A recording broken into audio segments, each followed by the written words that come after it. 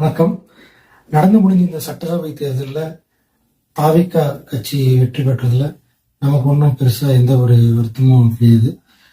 இதுல சந்தோஷப்படக்கூடிய விஷயம் என்னன்னா, ஒரு அரசியல் மாற்றம் கண்டிப்பா திராவிட ஆட்சிக்கு எதிரான அதற்கு மாற்று அரசியல் வேணும் அப்படிங்கிறத மக்கள் விரும்பினாங்க. அப்படி ஒண்ணு நடந்ததுல உண்மையிலேயே அது ஒரு நல்ல சந்தோஷம் தான். ஆனா அதற்கு மாற்று தாவேக்காக தான் அதுக்கு சரியான மாற்று அப்படிங்கிறது கேள்விக்குறிதான். ஏன்னா இதுக்கப்புறம் அவர்கள் எப்படி ஆட்சி செய்ய போறாங்க அப்படிங்கிறத வச்சுதான் அதை நம்ம எடுத்த முடிவு சரியான முடிவா அப்படிங்கிறத முடிவு செய்ய முடியும். இப்பவே அது சரியான முடிவுதான் நம்ம சொல்ல முடியாது. ஏன்னா இவங்க கொடுத்திருக்க கோரிக்கைகளும் சரி, இவங்க சொல்லியிருக்க கோரிக்கைகளும் சரி, ரெண்டுக்கும் ஒன்றும் பெருசா வித்தியாசம் இல்லை. நமக்கு முழுக்க முழுக்க திராவிட கட்சிகள் இலவசம் கொடுத்து மக்களை ஏமாற்றுறது அப்படிங்கிறது அவர்கள் மீது வைக்கப்படக்கூடிய ஒரு முதன்மை குற்றச்சாட்டு. அப்படி இருக்கும்போது தொடர்ந்து விஜய் அவர்களும் அதே தான் சொல்றது. கோல்டு தரேன், ஃப்ரீயா சிலிண்டர் தரேன், குழந்தைக்கு மோதிரம் தரேன். ஸோ இந்த மாதிரி பெண்களுக்கு மொத்தமா இலவசம் பஸ் அப்படிங்கிறது, இது எல்லாம் தமிழ்நாட்டை அடுத்தது எந்த கட்டத்துக்கு கொண்டு போகுன்றது தெரியாது. இதுக்கு முன்னாடி இருந்த திராவிட கட்சிகள் கொடுத்த இலவசங்கள் மூலம் இந்த அளவுக்கு அது கடன் சுமையை தாங்கி இருக்குது. இனி வரும் காலகட்டங்களில் இந்த மாதிரி இலவசங்கள் கொடுப்பதன் மூலம் எந்த அளவுக்கு கடன் படும், இதையெல்லாம் எப்படி அவங்க சரி பண்ண போறாங்க அப்படிங்கிறது ஒரு மிகப்பெரிய கேள்விக்குறியா இருக்கு. ஒருவேளை இனி வரும் காலகட்டத்தில் இந்த மாதிரி தொழில் முன்னேற்றங்கள் இந்த மாதிரி தமிழ்நாட்டை அதுக்குடைய இன்னும் வருமானத்தை அதிகப்படுத்தக்கூடிய வகையில இந்த மாதிரி திட்டங்கள்ல அவர்கள் செஞ்சு ஏதாவது முன்னேற்றம் கொண்டாந்தாங்கன்னா உண்மையிலேயே பாராட்டக்கூடிய ஒரு ஆட்சியா இருக்கும். இல்ல இவங்க செஞ்சதுதான் இவங்களும் செய்ய போறாங்க, மக்களை அதே மனநிலைமையில வச்சுப்பாங்க அப்படின்னா தெரியல அது எந்த அளவுக்கு இருக்கும் அப்படின்னு. நிறைய இளைஞர்கள் விஜய் அவர்களுக்கு ஆதரவு தெரிவிச்சாங்க. அதற்கு முழுக்க முழுக்க காரணம் சினிமா மட்டும்தான், வேற எதுவுமே கிடையாது. அதை தாண்டி அவருக்கு பெருசா எந்த ஒரு பேக்ரவுண்டும் கிடையாது. இதுல வருத்தம் என்ன, எனக்கு பர்சனலா ஒரு வருத்தம் என்னன்னா, கடந்த 2014 இலக்கு அப்படின்னு சொல்லி ஒரு இயக்கம் மதுரையில ஒரு மாநாடு நடத்துறாங்க. அதுல சகாயம் ஐஏஎஸ் அவர்களை அரசியலுக்கு வரணும் நீங்க. அப்போ 2016 சட்டமன்ற தேர்தலில் சகாயம் ஐஏஎஸ் அரசியல் வரணும் அப்படின்னு சொல்லி ஒரு கோரிக்கை வச்சு அவர் அந்த மாநாட்டுக்கு அழைக்கிறாங்க. அவர் அப்போ இளைஞர்கள் இந்த மாதிரி இணையதளம் மூலம் தான் எல்லா இளைஞரும் ஒன்றிணைஞ்சாங்க. அப்போ அவர் கூப்பிடும்போது அவர் ஒரே ஒரு வார்த்தை, என்னால முடியாது அப்படின்னு சொல்லிட்டாரு. ஏன்னா இப்ப இருக்க இளைஞர்கள் இந்த சமூகம் திரைத்துறையின் மீது ரொம்ப கவர்ச்சியா இருக்கு. அப்படிப்பட்ட ஒரு சமூகத்தை நம்பி நான் அரசியலுக்கு வர விரும்பல.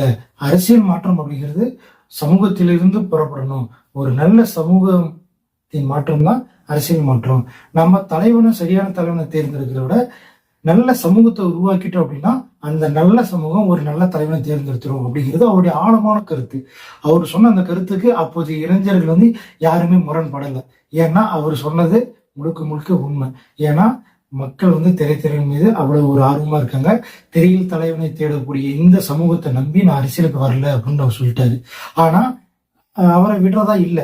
அரசியல் மாற்றம் ஒரு சமூக மாற்றமா இருக்கணும் அப்படின்ட்டு, அப்போ நீங்க சமூக மாற்றத்துக்கான பணியை செய்யுங்க, நீங்க களப்பணிக்கு வாங்க அப்படின்ட்டு சொல்லிதான் அவர் மக்கள் பாதை இயக்கம் அப்படின்னு சொல்லி ஒண்ணு ஆரம்பிச்சாரு. அந்த மக்கள் பாதை இயக்கத்தின் பேர்ல பல சமூக மாற்றங்கள், பல சமூக சேவைகள் மக்கள் கிட்ட ஒரு என்ஜிஓ மாதிரி ஒரு அரசாங்கம் என்ன செய்யணும் அந்த மாதிரி செய்யலாம் அப்படின்ட்டு ஒரு நல்ல ஒரு டீமை கட்டமைச்சு அதை அழகா கொண்டு போனாங்க. அப்போ இந்த இளைஞர்கள் இவ்வளவு இப்போ விஜய்க்கு ஆதரவு தெரிவிச்ச இளைஞர்கள்லாம் அப்போ சகாயம் அவர்களுக்கு பெருசா ஆதரவு தெரிவிக்கல. அதுதான், அதை நினைக்கும் போதுதான் ரொம்ப வருத்தமா இருக்கு. ஏன்னா சகாயம் ஐஏஎஸ் அப்படிங்கிறது அவரு எவ்வளவு பெரிய ஒரு நேர்மையான லஞ்சலாபம் இல்லாத ஒரு அரசியலை உருவாக்கணும், அப்படி ஒரு அரசாங்கம் இயங்கணும் அப்படின்ட்டு அவர் ரொம்ப அதுதான் தன்னுடைய கனவா அவர் வச்சுட்டு இருந்தார். ஸோ அப்படிப்பட்ட ஒரு அரசு அதிகாரிக்கு நம்ம ஒரு ஆதரவு தெரிவிக்காம அப்ப போயிட்டோம். அப்படி இந்த அளவுக்கு ஒரு ஆதரவு தெரிவிக்காம இந்த சினி துறையில இருந்த வெறும் சினிமா துறையில இருந்து பப்ளிசிட்டியா இருக்கிறாங்க அப்படின்ற ஒரே ஒரு காரணத்துக்காக விஜய்க்கு இவ்வளவு ஆதரவு தெரிவிக்கிறது எந்த அளவுக்கு ஒரு அறிவுள்ள ஒரு சமுதாயம் இந்த செயலை செய்யுமா அப்படிங்கறத நினைக்கும் போதுதான் ஒரு கேள்விக்குறியா இருக்கு, ஒரு வருத்தமா இருக்கு. பட் அதையும் தாண்டி வந்து ஏன்னா சகைம் அவர்கள் அந்த மக்கள் பாதை இயக்கம் நடத்தும் போது அவர் பல திட்டங்கள் வச்சிருந்தாங்க. நீரின்றி அமையாத உலகு, கலப்பை, ஏர்முனை, பெண்மை காப்போம், கலைத்துறை, தமிழ் முற்றம், இப்படி ஒவ்வொரு துறைக்கும் அவர் அப்பவே வந்து 28 துறைக்கும் அவர் 28 திட்டங்களை வச்சு அப்பவே ஒரு அரசாங்கம் மாதிரி அவர் அந்த இயக்கத்தை கட்டமைச்சு கொண்டு போனார். ஆனா இடையில பல சிக்கல்கள், அவருக்கு பல நெருக்கடிகள், அவருக்கு கொலை மிரட்டல்கள், அதுக்கப்புறம் அந்த இயக்கம் வந்து சரியா செயல்பட முடியாம அப்படியே தொய்வடைஞ்சிருச்சு.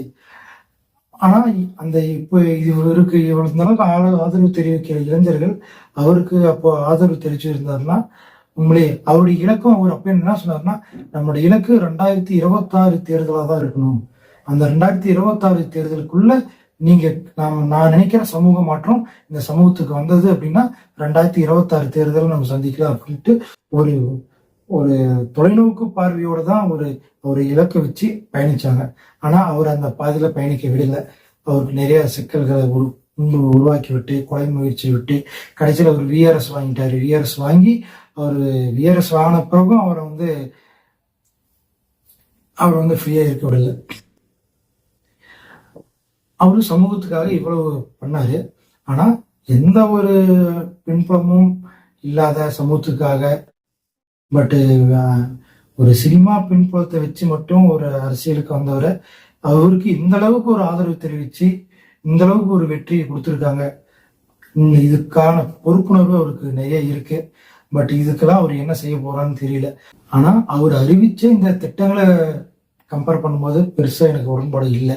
ஏன்னா பழைய திராவிட கட்சிகள் என்ன செஞ்சதோ அதே தான் இவரும் செஞ்சிருக்கிறாரு. அவங்க 1000னா அவங்க 2000, நான் அதை கொடுக்குறேன்னா நான் இதை கொடுக்குறேன், நீ மிக்சி கொடுக்குறேன், நான் கிரைண்டர் கொடுக்குறேன், நீ தங்கம் தரையா நான் தாலி தரேன் அப்படின்ற மாதிரி, நீ பொண்ணு கல்யாணத்துக்கு தங்கம் தரேன், அந்த பொண்ணுக்கு பிறக்கிற குழந்தைக்கு நான் தங்கம் தரேன். ஸோ இதுல பெருசா என்ன மாற்றம் இருக்குதுன்றது தெரியல. ஒருவேளை இனிவரும் காலங்களில் அவர் வந்து மக்களோட எதிர்பார்ப்புக்கு தகுந்த மாதிரி மாற்றி ஒரு நல்ல ஒரு மாற்று அரசியல் வந்த மாதிரி ஒரு மாற்று ஆட்சி அவர் செஞ்சாருன்னா நல்லதா இருக்கும். கண்டிப்பா அவரை வரவேற்கிறோம். நன்றி.